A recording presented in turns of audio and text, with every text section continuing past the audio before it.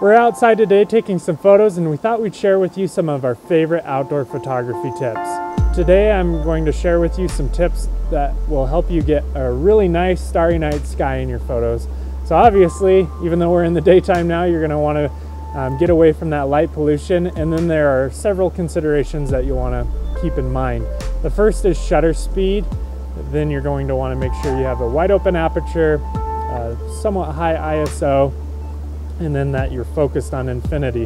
So going back to the shutter speed, you'll probably want to shoot for somewhere between 15 seconds and 30 seconds. Any longer than that, and then the stars start to streak in the sky because of the rotation of the Earth, and that's a whole different type of photo altogether. So shoot anywhere between 15 and 30 seconds, and that's a great place to start there.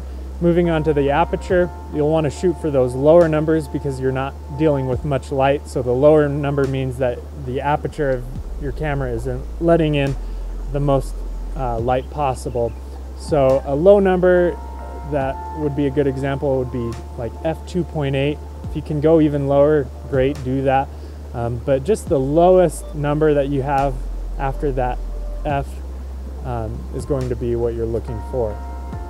Next, you have the ISO, and kind of based on your shutter speed and aperture, you'll have to adjust the ISO a little bit to get the photo within the proper exposure range. But I would say that ISO 800 is a good place to start, and then you'll just have to kind of adjust it. If your photo is too dark, then you'll have to increase the ISO. If it's too light, you can knock it down to like 700 or 600.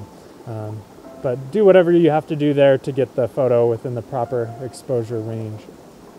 Lastly, it's really important to double check and make sure you're set on infinity for your focus. Otherwise, the stars will be all blurry.